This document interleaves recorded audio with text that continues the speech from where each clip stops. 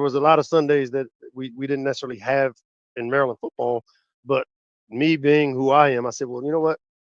How do I build this thing for the future? Because I know in a year this revenue share money is coming, and now we all gonna go have the same money to give. And so I go from a $3 million team to, whether it's 12, 14, 15 million, whatever it is, we're in the same range now. So that's Okay. why it's been a great opportunity for us. Now it's hard when you sit back and win 4 games after you've been to 3 straight bowl games and won 3 straight, which hadn't been done in 130 years in Maryland football. To sit back and lose the games and not compete, and that's still the accountability is on me as Yeah. well to get our team ready to play. But the piece that I love for us is that this revenue share has created a parity to where you'll see more of the Boise, SMU, Maryland's that are going to win consistently. Because Mhm. when the money wasn't involved, we went to 3 straight bowl games and won all 3 of them. We beat Auburn, NC State, and Virginia Tech, Yep.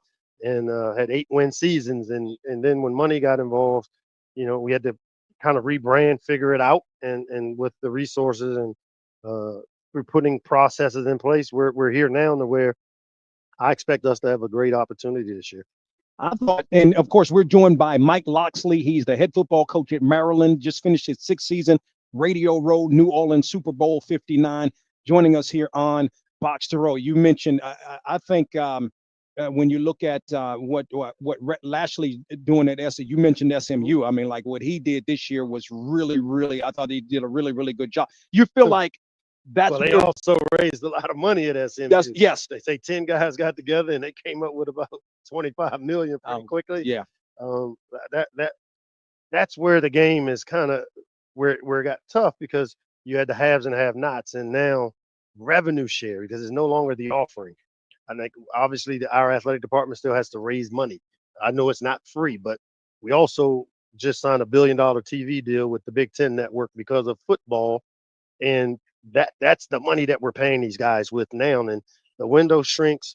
It creates parity to where I just got finished saying Maryland, Indiana in November is a important game now with the playoffs being involved as opposed to Maryland, Indiana playing to see who's going to play in the Cheetos Bowl. Yeah. And that's what the NFL's model is, to create parity. So it's not always Clemson, Alabama, Michigan, and Oklahoma in the championship games. Every year rotate Oregon, those same 4 or 5 teams. Now, like the NFL, you saw the 9-7 Bucks with Brady go to the Super Bowl. You'll see a lot more parity. You'll see the game become your game will continue to grow because we're building the bottom of the bottom half of the league up by condensing and giving the money to where it's a lot more parity. Man, I got to ask you this: being a Washingtonian, but not being Native, right to the point my mom's last name, maiden name is Washington. is why. Sure, Vanita Washington. Right, Bernina. Okay, Yeah. very good. But I'm not like I'm from there, but I'm not living there right now. So, but still, the pecking order is all about the command. Like it's always going to be all about that. JD. Right, we're doing it right.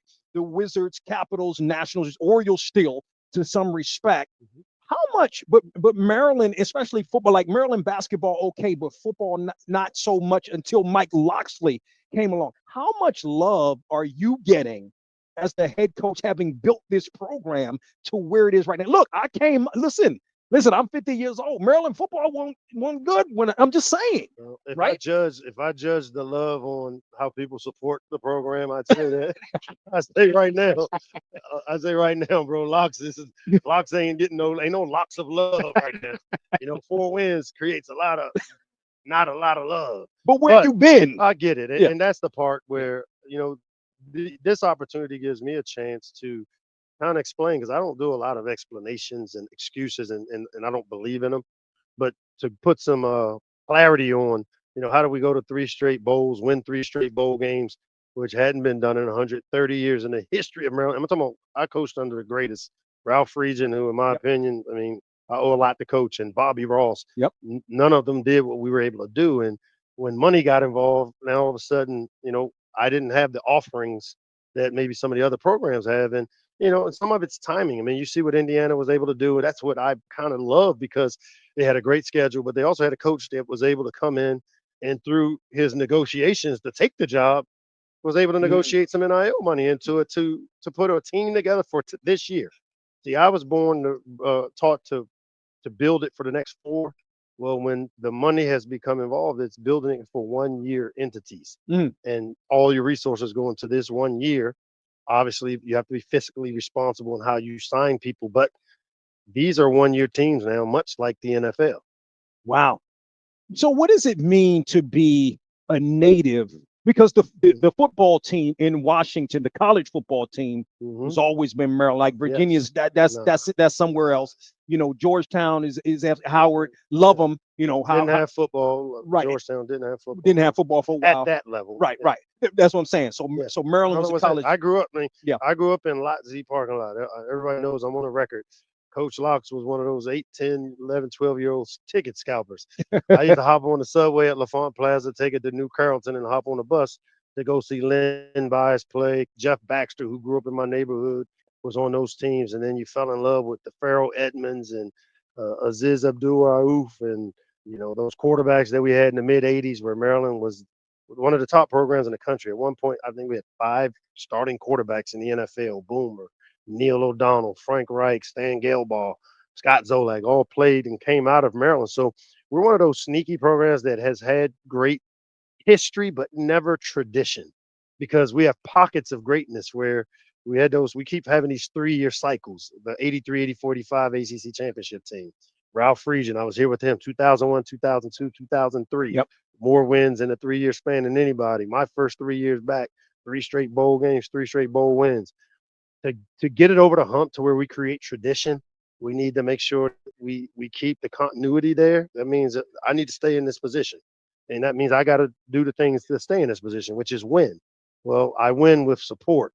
I win with me doing a great job of preparing and having the best staff I can have. And right now, I feel like we're in a great position here at Maryland because of where we are in college athletics. That it's an opportunity for Maryland to make a run. And being a native, like you said, I grew up in Terp's backyard. I grew up a Bullet fan, a Redskin, Yeah. all the politically incorrect words, all the politically incorrect Right. teams, but and have been very passionate about it and will continue to be, because I was raised in this area, and I'm a fabric of the DNA, tough, hard nosed, and gritty.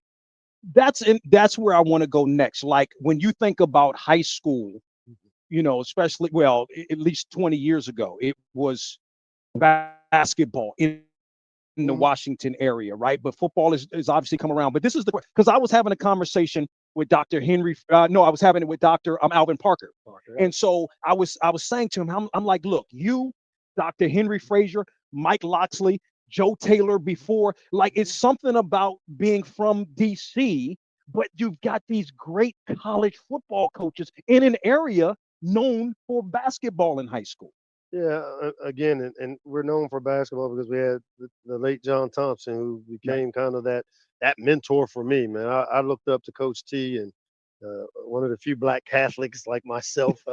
But people don't realize that DC area has a lot of black Catholics, and it's mimic his life. And he went to Catholic school, Our Lady Perpetual Health over there in Southeast. He's a South Side guy, and he went to Carroll, and he went to Providence. So Coach Thompson has been kind of that guy that put the basketball thing on the map with Georgetown. And I mean, they were wearing Georgetown starter jackets all across the country. Right. Because Basketball cards. Remember, yes, remember the basketball yeah, he cards? became the Yeah. Piper for Yeah. basketball. And in a way, I'm trying to take that reign over and do and mimic what he did, but do it in football, Mhm. because I've had a lot of great kids from the DMV area that have gone on and through this great game has created that have changed the lineage of their families. I mean, I saw Vernon Davis Mhm. and Duke, who anybody knows him, he goes by Duke, not even Vernon. If you really know him, his name is Duke. I got you. And Okay. that's what Grandma Adeline calls him. And Okay. obviously his brother, the late Vontae Davis, recruited Vernon to Maryland, Vontae to Illinois, recruited Stephon Diggs to Maryland, Trayvon to Alabama.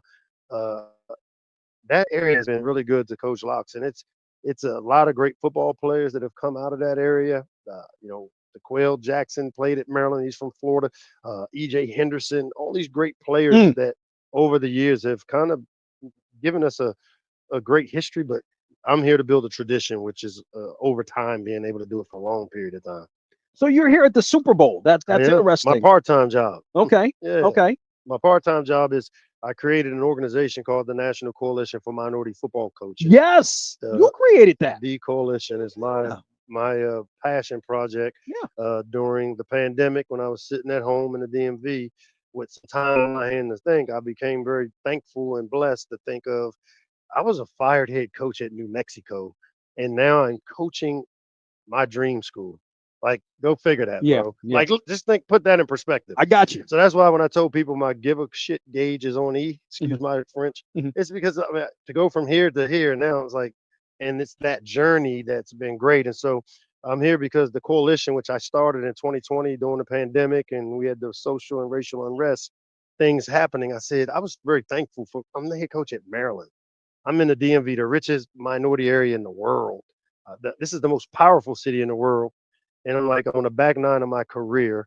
I called Mike T, my boy Mike Tomlin, and I said, Mike, there's no more BCA. Coach Thompson, Coach Raveling, Coach Cheney at Temple, they started that Black Coaches Association. I said, there's nothing like that right now. And I don't want to be all things to all sports because football is what changed my life. I want to be football centric.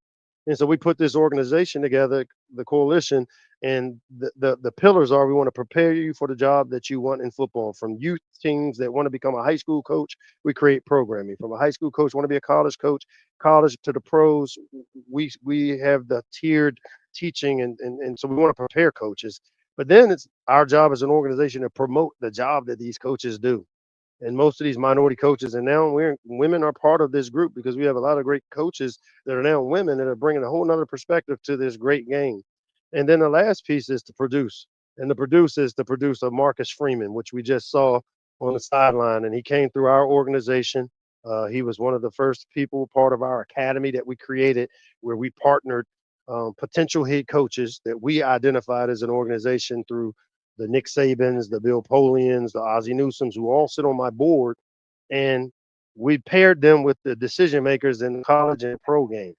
So guys spent a year and a half being mentored through their cohort with ADs, and so Marcus Freeman would be with a Damon Evans, my AD, for a year and a half, where they get this meaningful relationship. They get to know each other through the programming we create, but also through the real life relationship. Because most of the time when they don't hire minority coaches, it's not because they don't think we can do the job; it's because they don't know us.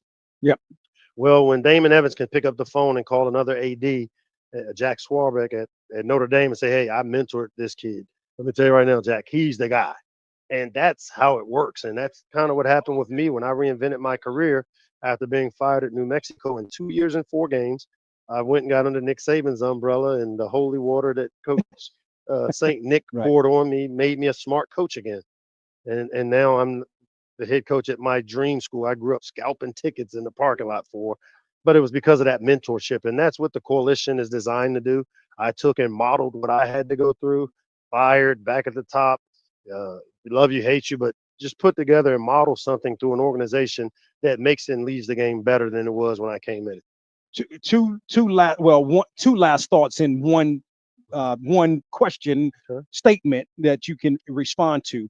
One, Nick Saban, he has hired a lot of black. Charles Huff. Charles Huff is now at Southern Southern Miss, right? He came through our organization. He's right. part of the coalition. We helped him get the Marshall job. Right. Only this, matter of fact, only the second HBCU graduate ever to be a head coach in an FBS program behind Willie Jeffries, who's a founder, one of our board members. Right. And it's interesting because, a couple of other coaches he's helped along the way, doesn't get enough credit for that. But also look at God, because look at the situation, right? You mentioned it. New Mexico. You're a black coach. You get fired at New Mexico, you ain't getting another head coaching job. You've gotten that opportunity. Right. And that's why I said, look, I don't care what y'all think, man. Right. I'm back here. Like, I was fired and now I'm the head coach of my dream job. Exactly. God had a plan for me, man. That doesn't happen to black coach. And you were able to create an organization to help other black coaches. Minorities too, because I got to throw my women in there, man. We do have women coaches, and they're part of our organization because I see what bringing when you diversify the table, it just makes it better. When you bring different thoughts, ideas, ways of doing things together to collaborate, that's when you get locks. That's when you create. I call it teaching people how to fish. Man, that's awesome. Yeah. Coach Locks. I got some depth to me, huh? Golly, man. I just don't have that. I don't have the entourage. I got to do it by myself, man. I don't have the. I don't have the. Who I rolling with you, right? No, I'm talking about the. There's some depth to Coach Locks, man. I'm Yeah. glad you gave me this opportunity Yeah, of course. to do this too. Again, for the 5th time, I think. Yeah, well, look, you've given us time, right? Like when I saw Maryland was getting good, and you were because I'm like, nah, we got to talk to Coach Locks. I didn't know you, admittedly, right? But I'm like, okay, well, Maryland's good because Maryland hadn't been good. So you're doing an excellent job there, an excellent job with the coalition as well, and what you've been able to put together for minority coaches